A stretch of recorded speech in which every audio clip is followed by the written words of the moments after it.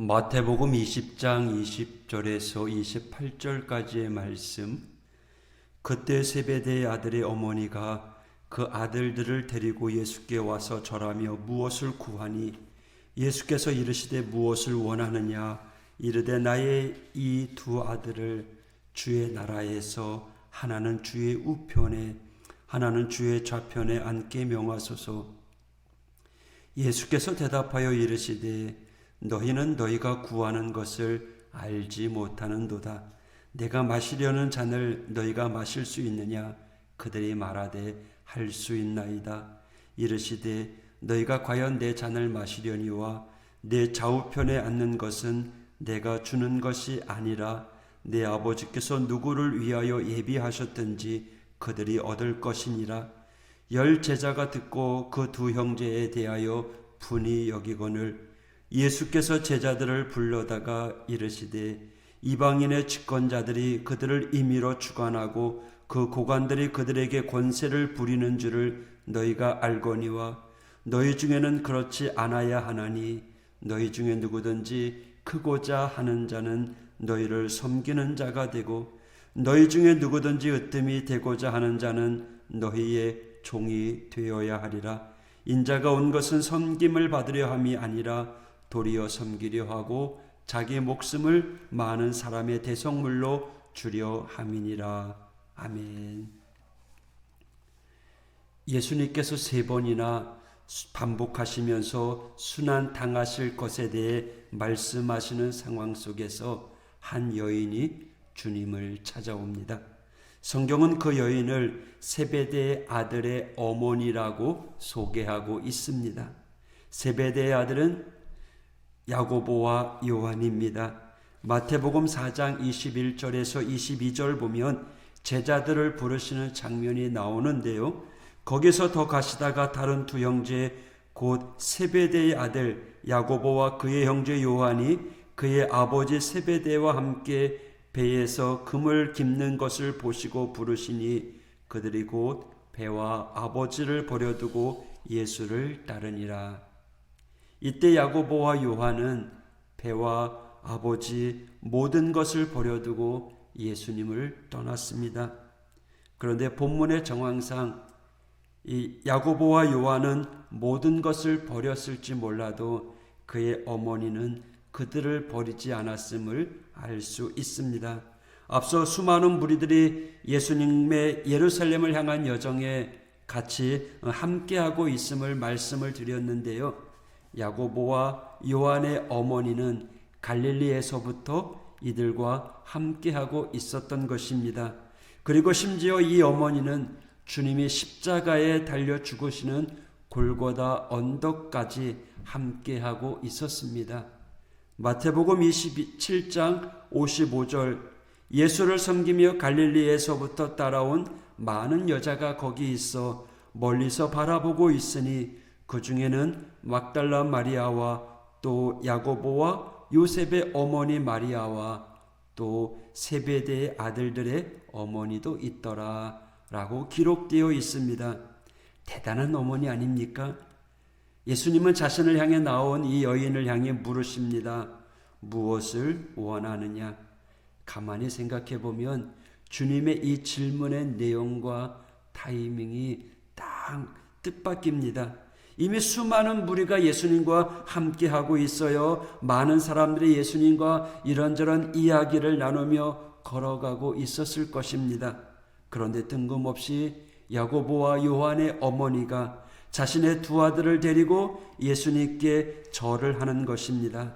그러자 예수님이 물어봅니다. 무엇을 원하느냐? 예수님은요, 이미 그 여인의 마음을 다 알고 계셨죠. 무엇을 구하는지 알고 있었습니다.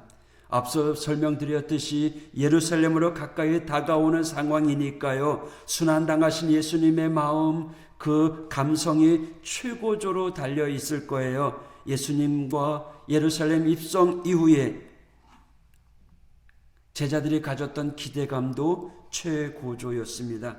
말 그대로 예수님도 고난을 위해서 또 제자들은 다른 뜻에서 서로가 감정이 최고조로 올라가 있었습니다. 하지만 예수님은 3번이나 제자들에게 곧 죽음을 맞이하실 거라고 이야기하고 있습니다. 하지만 이 세베대의 어머니는 거기에 관심이 없었나 봐요. 그리고 예수님의 질문에 서슴지 않고 자신의 속마음을 드러냅니다. 21절에 이르되 나의 이 두 아들을 주의 나라에서 하나는 주의 우편에 하나는 주의 좌편에 앉게 명하소서. 이것은요 기도이죠. 주님께 드리는 간절한 구함입니다. 여러분, 이 여인의 기도의 내용을 통해서 우리의 기도를 한번 돌아볼 수 있지 않을까요?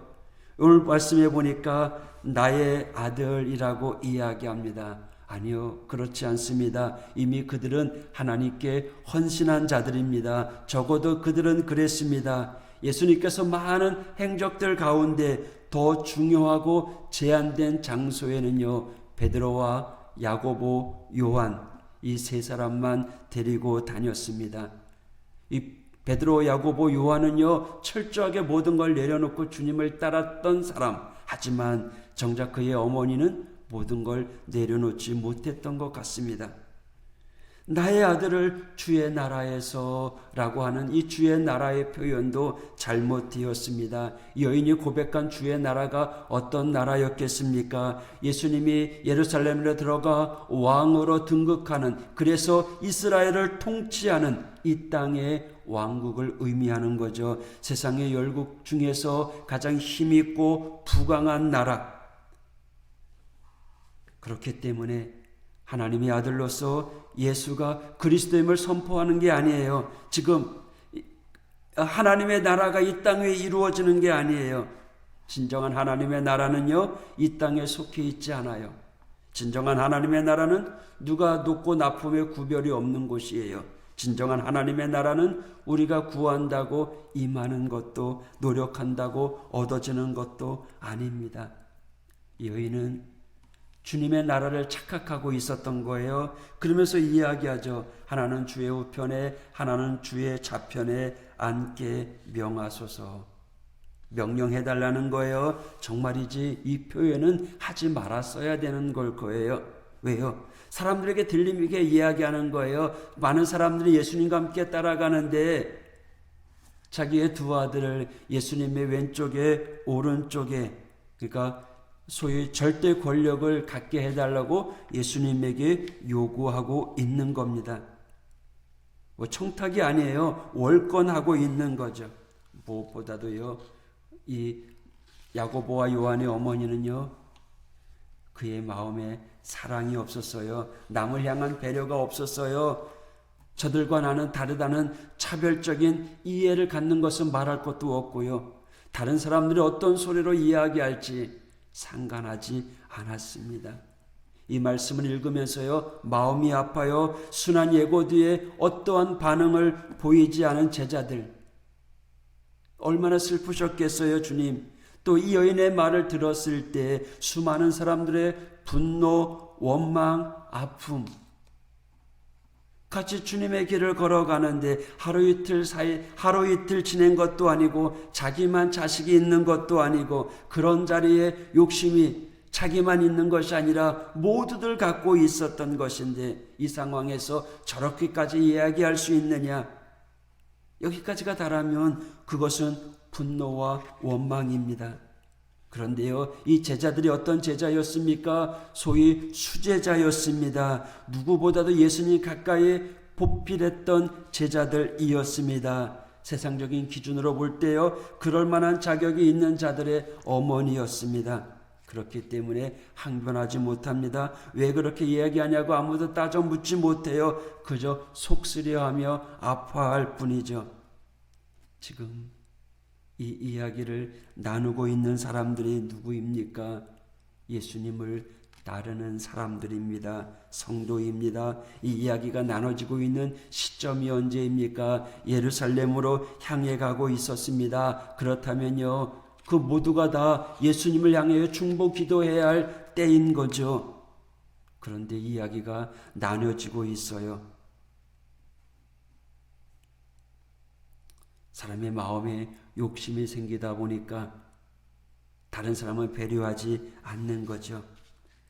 성도들이 주님을 향해서 기도해야 할 그때에 서로의 욕심 때문에 불평하고 원망하고 또 분노하는 그러한 상황이 나타나고 있다라는 거죠. 여러분, 우리는 어떻습니까?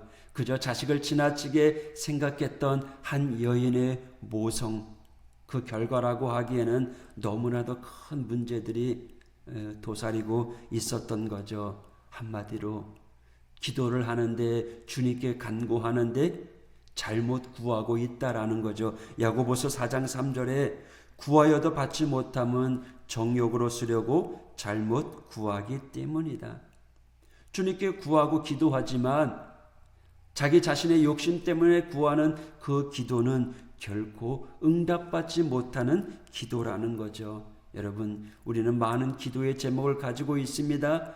그 제목을 갖고 있는 것으로 끝나지 말고 하나님께 기도하시기 바랍니다. 마음껏 구하시고 간절히 부르시기를 바랍니다. 여러분의 가정에서 힘들다고요? 교회에 나오셔서 해도 됩니다. 하나님께서는 우리의 기도에 분명히 응답해 주실 줄 믿습니다. 오늘 말씀을 통해 우리가 깨달았다면 행여나 우리의 기도가 하나님 앞에 온전히 내려놓지 못한 채 내 욕심을 위한 기도가 되지 않기를 위해서 우리는 먼저 그의 나라와 그의 의를 구하는 믿음의 성도가 되어야 할 것입니다. 하나님의 뜻을 구하는 기도, 하나님 오늘 나로 하여금 어떤 삶을 살기를 원하십니까? 오늘 내가 어떤 말을 하기를 원하십니까? 오늘도 내 뜻, 내 고집을 내세우는 것이 아니라 하나님께 물어가며 살아가는 이 하루가 되길 원합니다. 하나님께서는요, 반드시 우리의 간절한 기대와 소망을 따라서 응답해 주시고 역사해 주시고 이루어 주시기를 원하시는 좋으신 하나님이십니다. 할렐루야. 오늘 하루도 기도로 승리하십시다. 오늘도 주님의 말씀 붙잡고 사명 감당하는 이 하루가 되시기를 축복합니다. 할렐루야. 기도하겠습니다. 하나님 아버지, 감사합니다. 주님의 나라를 구하며 주님의 영광을 위해서 함께 합심해서 기도해야 할 우리 믿음의 성도들, 행여나 내 욕심만을 챙기며 나를 위한 기도만으로 가득 차 있지는 않은가 돌아보게 하여 주시옵소서. 오늘도 하나님 우리의 입술을 주장하여 주시고 우리의 삶과 함께하여 주옵소서. 오늘도 주님이 기뻐하는 삶을 살아가는 믿음의 성도들 되게 하여 주옵소서. 먼저 그의 나라와 그의 의를 구하라 하였사오니 하나님 오늘도 하나님의 나라를 구하는 저희들 되어지게 하여 주시고 오늘 이 하루도 주님과 함께 승리하는 축복의 하루가 되게 하여 주시옵소서. 예수님 이름으로 기도하였습니다. 아멘.